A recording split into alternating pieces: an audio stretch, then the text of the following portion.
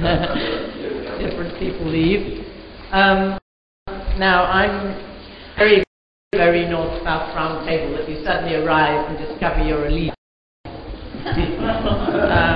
I'm chairing this session, and I just want to start by saying how important the North-South Roundtable has been.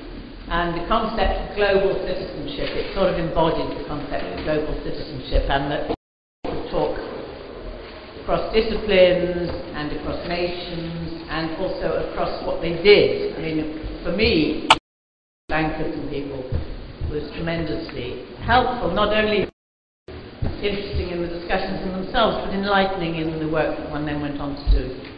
And I think about the contributions to North-South aid and so on.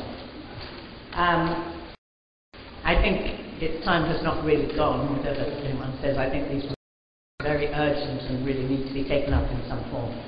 And I think the idea of a round table, I very much disagree with what's nice about round tables. I think the round table plays a huge role. Obviously, not everything, but it has a very, very important role in propagating ideas and getting people from different policymakers in particular in touch with academics, which is quite unusual and quite difficult to achieve normally. And I just want to also that having been a member of the North-South Roundtable, unfortunately not right at the beginning, but from the early 80s, it was tremendous good fun. And I hope Barney's here. Where's Barney around? Barney, I feel that I don't want to say these things about the North-South Roundtable, and Barney's not even here to listen to them. But she and Mahbub made the whole thing tremendous fun. They chose one to meet.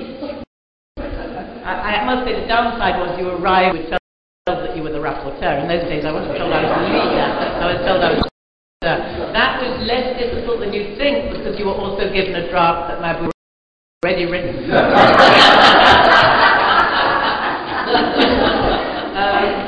I just want to mention two particular stories about time at the North-South Roundtable. One was where the summoned to Pakistan with a group of 3 to join Mahbub, who was then minister, foreign minister.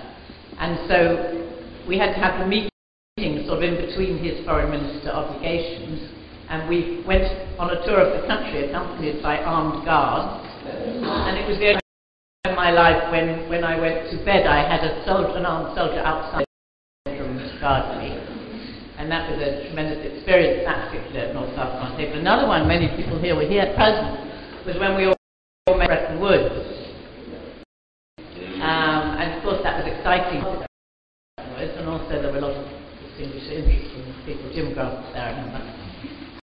And Hans Singer had been allocated the bedroom of which Keynes had occupied, in the real bedroom.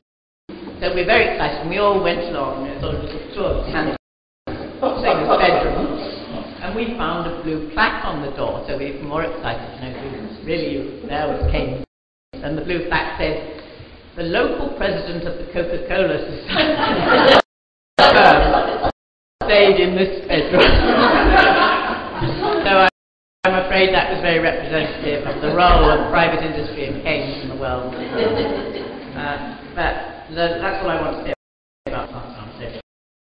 Now, I'm now going to introduce the way I'm going to we're organising this panel. I'll introduce the panellists. Each panellist will speak for 5 minutes or so.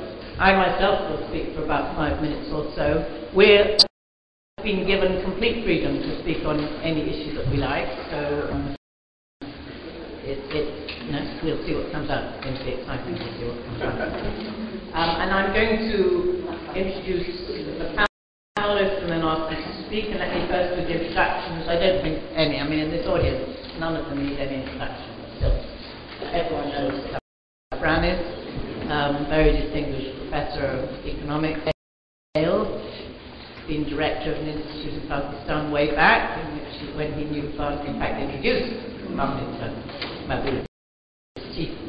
His chief, actually, he's the founder of a lot of what we do, Mr. Chief, claims distinction in this audience, and has made many, many important contributions, as we all know, to pioneers. Then Aki Sawyer, currently is the Secretary General of the Association of African Universities, and has had a huge and impressive career. He has been the chief editor of 3 national human development reports in Ghana. He's been professor of law at the University of Ghana and other universities, and he's vice chancellor at the University of Ghana, and we're really privileged to have him. And then Jerry needs no introduction, old friend and an enormously distinguished development economist, been professor in Toronto for many years, played a huge role in a lot of the Commonwealth reports for many years, made a big contribution on the analysis of multinational investments and many other issues, and North-South issues, and patiently with huge efforts put into promoting African economics among many accomplishments. So I think we have an excellent panel, and I'll turn first to Gustav Ranis, please.